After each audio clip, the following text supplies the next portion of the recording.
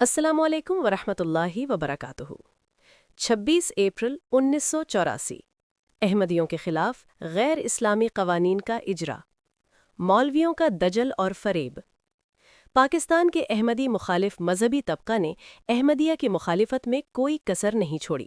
طرح طرح کے حربے آزمائے گئے، الزامات تراشے گئے اور عوام کو گمراہ کرنے کے لیے جھوٹ اور فریب کا سہارا لیا گیا۔ جھوٹے الزامات لگا کر عوام الناس کو بے وقوف بنایا گیا اور انہیں اسلام کی خوبصورت تعلیم سے بے بہرا اور بیگانہ کرنے کی کوشش کی گئی۔ مگر جماعت احمدیہ کو جھوٹا ثابت کرنے کے لیے قرآن و سنت سے انہیں کوئی دلیل نہ مل سکی، اور بالآخر ایک مولوی کے اغوا کا جھوٹا ڈھونگ رچا کر جنرل ضیاء کے ذریعے احمدیوں کے خلاف غیر اسلامی اور غیر شرعی قانون بنوا کر پابندیاں لگوا دی گئیں، اور یوں اپنے دعووں کی حقیقت خود ہی ظاہر کر دی۔ مولویوں کی سازش۔ مولانا اسلم قریشی کے مبینہ اغوا کی داستان، جسے بہانہ بنا کر جماعت احمدیہ پر اسی طرح مظالم توڑے گئے جیسے گزشتہ انبیاء کے مخالفین اپنے زمانے میں کرتے رہے، جن کا ذکر قرآن کریم میں جا بجا ملتا ہے۔ دیکھو ایک شاطر دشمن نے کیسا ظالم کام کیا، پھینکا مکر کا جال اور طائر حق زیر الزام کیا۔ ناحق ہم مجبوروں کو ایک تہمت دی جلادی کی، قتل کے آپ ارادے باندھے ہم کو ابس بدنام کیا۔ دیکھو پھر تقدیر خدا نے کیسا اسے ناکام کیا، مکر کی ہر بازی الٹا دی، دجل کو تش تز بام کیا۔ الٹی پڑی سب تدبیریں، کچھ نہ دغا نے کام کیا۔ دیکھا اس بیماری دل نے آخر کام تمام کیا۔ زندہ باد غلام احمد، پڑ گیا جس کا دشمن جھوٹا۔ جاء الحق وزحق الباطل ان الباطل کان زہوقا۔ آخر کار سچ سامنے آیا اور جھوٹ اپنے انجام کو پہنچا۔ تاریخ گواہ ہے کہ حق کو دبانے کی ہر کوشش ناکام ہوئی ہے۔ اپنا منہ ہی کر لیا گندا پاگل نے جب چاند پہ تھوکا۔ جاء الحق وزحق الباطل ان الباطل کان زہوقا۔ آپ سنیں گے اس ویڈیو میں تحریک ختم نبوت کے سرکردہ رہنما مولانا زاہد الراشدی صاحب کی زبانی۔ مگر اگر مولانا صاحب اسلم قریشی کے مبینہ اغوا کی تفصیلات بھی بیان کر دیتے تو کیا ہی خوب ہوتا، لیکن آپ یہ تفصیلی ویڈیو ضرور دیکھیں۔ اسی کے صدارتی اس کو آرڈیننس کہا جاتا ہے۔ آرڈیننس تھا لیکن پارلیمنٹ کے منظور کرنے کے بعد وہ قانون بن گیا تھا۔ صدارتی آرڈیننس جس نے پارلیمنٹ کی منظوری کے بعد باقاعدہ قانون کا درجہ اختیار کیا تھا اور قانون ہی ہے، اس کو انہوں نے اس کی ضرورت پیش آئی اس لیے کہ قادیانیوں نے بائیکاٹ کیا اور قادیانیوں نے اپنے بارے میں فیصلہ ماننے سے انکار کر دیا۔ اس پر پھر اس اجتماع کو ختم کرنے کے لیے، جو ختم نہیں ہو رہا تھا کسی اور ذریعے سے، یہ قانون آیا۔ قادیانی مسجد کا نام استعمال نہیں کریں گے، اسلامی اصطلاحات استعمال نہیں کریں گے، ٹائر استعمال نہیں کریں گے، کھلے بھلے جلسہ نہیں کریں گے، تاکہ مسلم اور قادیانی کا امتیاز قائم رہے اور اجتماع ختم ہو، شناخت الگ ہو جائے ان کی۔ اس پر یہ کہا آیا۔ وہ اس 84 کی تحریک کے نتیجے میں ہی آیا، لیکن اس کی ضرورت کیوں پیش آئی؟ فضا تو تھی، یہ فیصلہ نہیں مان رہے، اور فیصلہ نہیں مان رہے اور بائیکاٹ بھی کر رہے ہیں اور اس کے خلاف دنیا بھر میں کمپین بھی کر رہے ہیں۔ تو اس فضا میں ایک واقعہ یہ پیش آیا کہ سیالکوٹ میں اسلم قریشی ایک مبلغ تھے ختم نبوت کے جماعت کے، وہ اغوا ہو گئے، وہ غائب ہو گئے۔ ایک جلسے معراج کے گاؤں میں وہاں تقریر کرنے جا رہے تھے، راستے میں اغوا ہو گئے، غائب ہو گئے۔ ان کے بازیابی کے لیے سیالکوٹ سے تحریک، گجرانوالہ چونکہ گجرانوالہ ڈویژن تھا، سیالکوٹ گجرانوالہ، تو گجرانوالہ سے اس کا آغاز ہوا۔ اس میں ایک مجلس عمل بنی گجرانوالہ ڈویژن کے سطح پر، سیالکوٹ گجرانوالہ یہ سارے حضرات مل کر۔ بریلوی مکتبہ فکر کے معروف بزرگ تھے حاجی لطیف احمد چشتی، کاموکی سے بڑے معروف بزرگ تھے، وہ صدر بنے اور مولانا حکیم عبدالرحمٰن آزاد سیکرٹری جنرل بنے۔ میں اس کا مصوبی سیکرٹری اطلاعات تھا، میری شروع سے یہ سیکرٹری اطلاعات ہی رہا ہوں، جہاں بھی رہا ہوں۔ تو یہ ایک مشترکہ بنی اور ہم نے اس تحریک کا عنوان تھا اسلم قریشی کی بازیابی کی تحریک۔ اسلم قریشی صاحب کدھر گئے؟ اسلم قریشی کچھ عرصے بعد وہ اغوا ہو گئے تھے، یا اغوا غائب ہو گئے تھے، وہ کچھ عرصے کے بعد خود نمودار ہو گئے اور وہ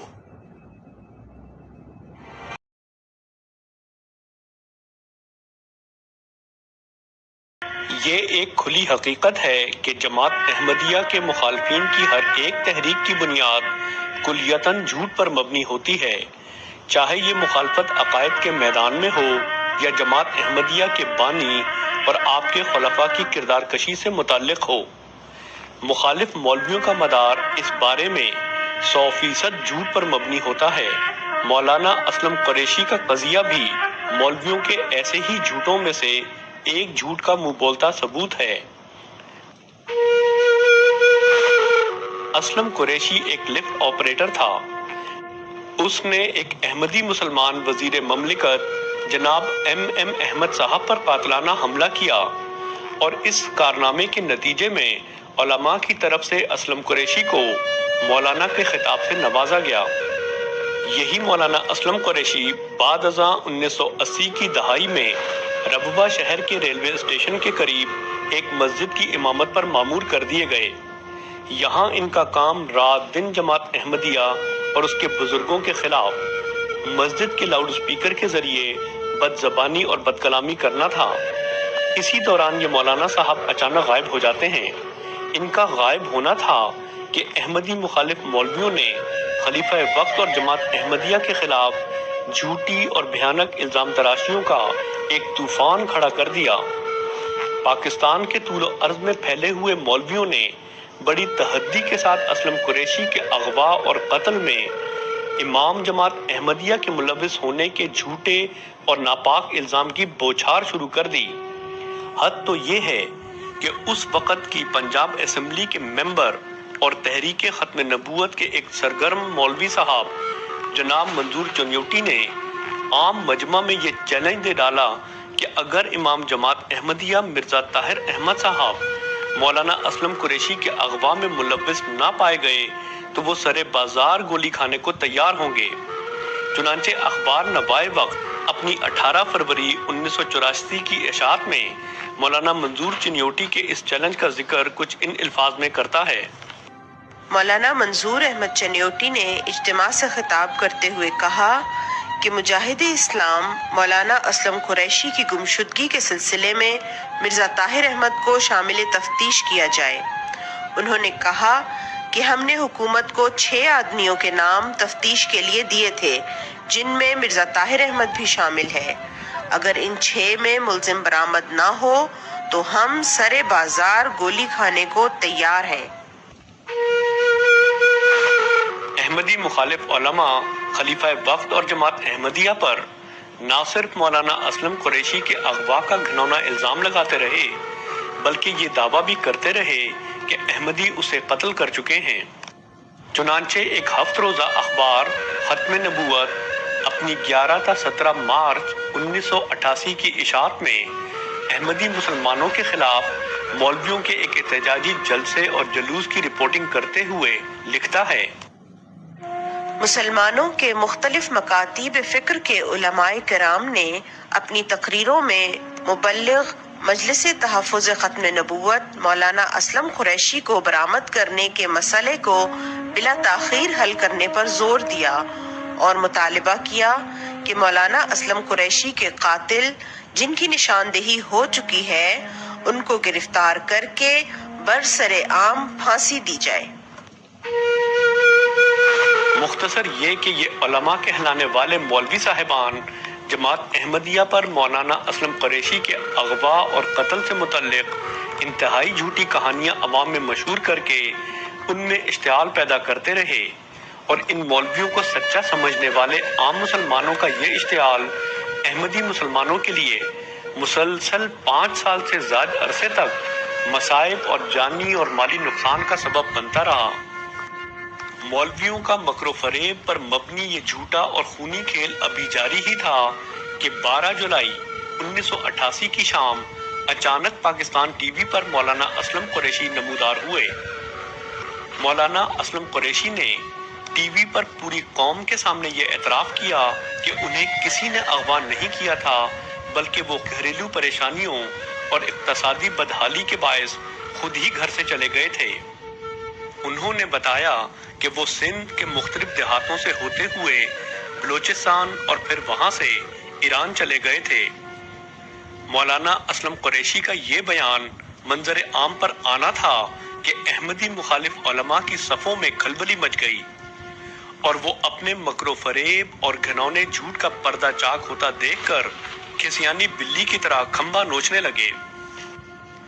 چنانچہ یہ مولوی حضرات اپنے ساتھی کی زندگی کی خبر پر خوش ہونے کے بجائے اپنے جھوٹ کے کھل جانے کے باعث بدحواسی کے عالم میں انتہائی احمقانہ بیان بازی کرنے لگے۔ ان احمقانہ بیانات میں سے سب سے دلچسپ بیانات اس وقت کے مجلس تحفظ ختم نبوت کے نائب امیر مولانا مفتی احمد الرحمان صاحب کے ہیں۔